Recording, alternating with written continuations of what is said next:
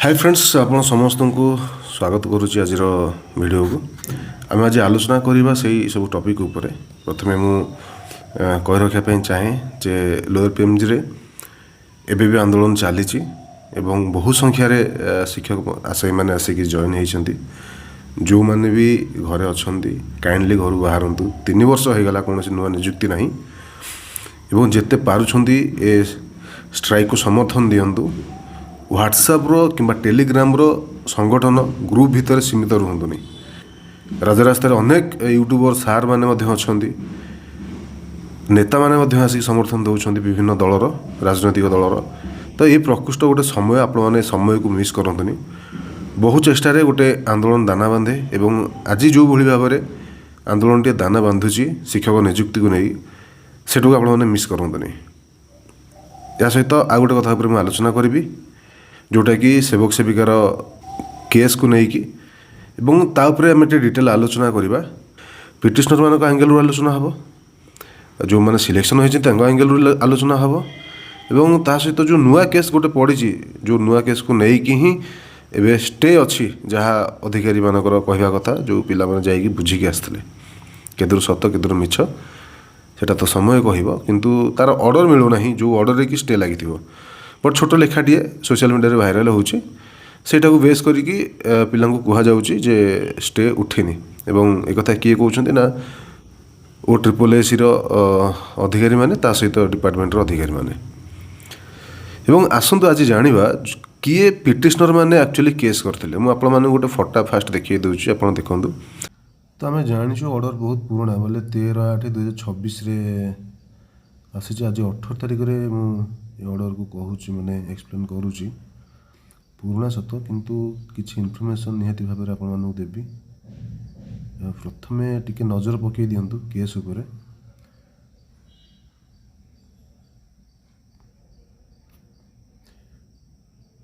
Fast तो कहि आपण ए केस को टिके नजर पकई दिंतु डब्ल्यूपीसी नंबर एठी गोटे अच्छी 2 3 4 5 5टा अच्छी तो ये जो डब्ल्यूपीसी नंबर पड़ी 5टा रिट पिटिशन से पिटिशनर केते जण अच्छा से संपर्क में आलोचना करवा ऑर्डर कौन अच्छे आसतु देखा टे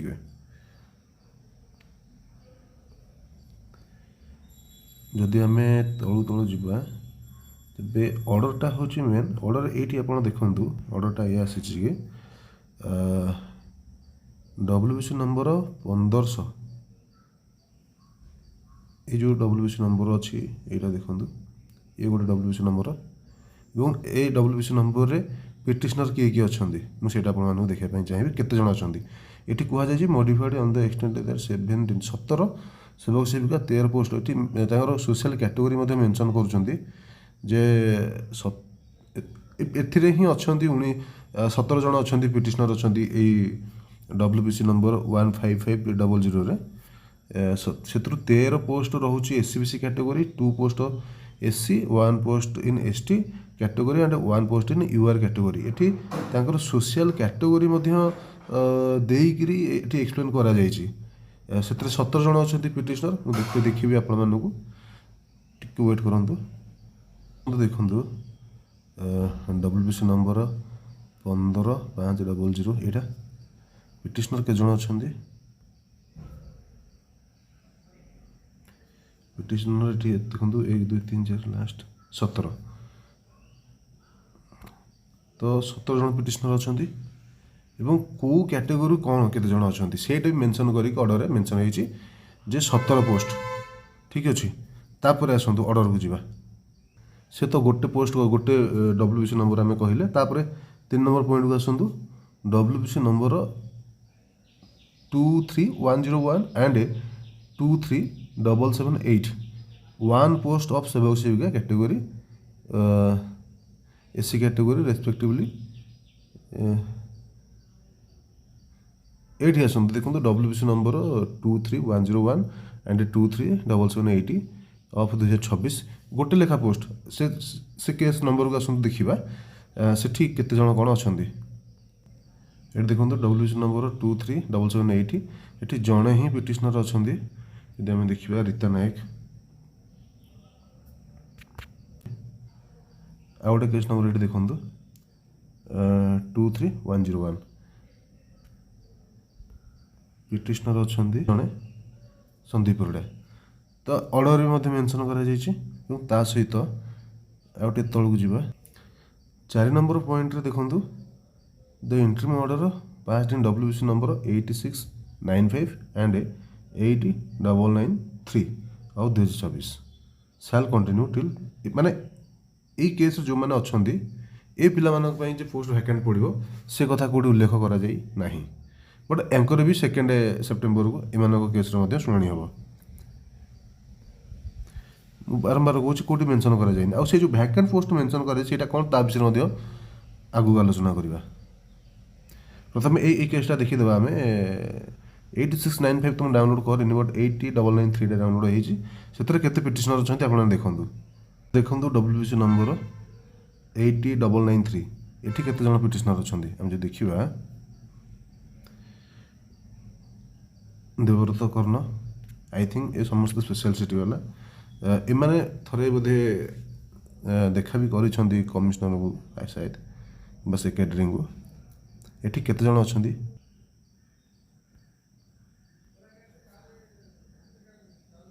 32 ପିଟିସନର ଏଠି ଅଛନ୍ତି। ବଟ୍ ଆମେ ସେଠି ଦେଖିଛେ ସେଠି କୁହାଗଲା ଯେ 19ଟା ଭ୍ୟାକାଣ୍ଟ ରହିବ ତା ସହିତ ଯୋଡ଼େ କେସ୍ ନମ୍ବର ମଧ୍ୟ ମେନସନ୍ କରିକି ପ୍ରତ୍ୟେକରୁ 1 ଭ୍ୟାକାଣ୍ଟ ରହିବା ପାଇଁ କୁହାଯାଇଛି। ବଟ୍ ଏମାନଙ୍କ କଥା କିଛି ମେନସନ୍ ହିଁ କରାଯାଇନି। ବଟ୍ 2 ସେପ୍ଟେମ୍ବର ବି ମଧ୍ୟ ଏମାନଙ୍କର ମଧ୍ୟ ଶୁଣାଣି ସେମ୍ ଡେଟ୍ରେ ସେମ୍ ମ୍ୟାଟରକୁ ନେଇକି କରାଯିବ। କଥା ହେଉଛି ଏଠି କ'ଣ ନା ଅର୍ଡ଼ରରେ ଯେଉଁ ଆସିଛି ଯେ ଭ୍ୟାକାଣ୍ଟ ପୋଷ୍ଟ କଥା ଆସିଛି 19ଟା ଭ୍ୟାକାଣ୍ଟ ପୋଷ୍ଟ ଭ୍ୟାକାଣ୍ଟ ରଖାଯିବ ଏବଂ 2 ସେପ୍ଟେମ୍ବର ତାଙ୍କର ଯେଉଁ ନେକ୍ସଟ ହିୟରିଂ ଅଛି ଯାହା ଆଉଟକମ୍ ଆସିବ ସେଇ ଅନୁସାରେ ତାଙ୍କ ପାଇଁ କିଛି ବ୍ୟବସ୍ଥା କରାଯିବ।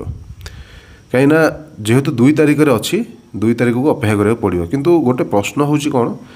ନା ଯେଉଁ ପିଟିସନର ମାନେ 19 ଜଣ ଅଛନ୍ତି ଏଠି କେସ୍ରେ 5ଟା କେସ୍ ମେନସନ୍ ଅଛି ଅର୍ଡ଼ରରେ କିନ୍ତୁ କ୍ଲିଅରଲି ଆମେ ଯଦି ଦେଖିବା ଅର୍ଡ଼ରରେ 19 ଜଣ ପିଟିସନରଙ୍କର ୱିଥ୍ ତାଙ୍କର ସୋସିଆଲ କ୍ୟାଟେଗୋରିକୁ ନେଇକି ଲେଖାଯାଇଛି ସେଇମାନଙ୍କ ପାଇଁ ଭ୍ୟାକାଣ୍ଟ ପୋଷ୍ଟ ରଖାଯାଇଛି। ଡିଷ୍ଟ୍ରିକ୍ଟ ଆଲୋକେସନ୍ ସରିଥିଲା ମାନେ ଏମାନେ ଡକୁମେଣ୍ଟ ଭେରିଫିକେସନରେ କଟିଥିଲେ ଯେଉଁମାନେ ବି କେସ୍ କରିଛନ୍ତି ସ୍ପେଶାଲ ସିଟି ସେମାନେ ଡକୁମେଣ୍ଟ ଭେରିଫିକେସନରେ କଟି ଯାଇଥିଲେ ଏବଂ ଡକୁମେଣ୍ଟ ଭେରିଫିକେସନରେ କଟିଛନ୍ତି ତାପରେ ଡିଷ୍ଟ୍ରିକ୍ଟ ଆଲୋକେସନ୍ ସରିଛି ଏବଂ ଡିଷ୍ଟ୍ରିକ୍ଟ ଆଲୋକେସନରେ ଯେତିକି ସିଟ୍ ଥିଲା ତାଠୁ ଅଧିକ ପିଲାଙ୍କୁ ଡକାଯାଇଥିଲା ଆଉ ସେ ପିଲାମାନଙ୍କୁ ମଧ୍ୟ ମାନେ ମନା ବି କରାଗଲା ଯେହେତୁ ଫିଲ୍ଅପ୍ ହୋଇଗଲା ସିଟ୍ ଫିଲ୍ଅପ୍ ହୋଇଗଲା କିଛି ପିଲା ଫେରିକି ମଧ୍ୟ ଆସିଲେ। ତ କଥା ଉଠୁଛି ଯେ ଯଦି ସମ୍ପୂର୍ଣ୍ଣ ପଦବୀ ଫିଲ୍ଅପ୍ ହୋଇଯାଇଛି ଡିଷ୍ଟ୍ରିକ୍ଟ ଆଲୋକେସନ୍ ସରିଯାଇଛି କିଏ କେଉଁ ଜିଲ୍ଲାକୁ ଯିବ ସରକାର ନିଷ୍ପତ୍ତି ନେଇସାରିଛନ୍ତି ତେବେ ଭ୍ୟାକେଣ୍ଟ କେଉଁଠୁ ଆସିବ 19ଟା ପୋଷ୍ଟ କେଉଁଠୁ ସରକାର ଦେବେ ଏଇମାନଙ୍କୁ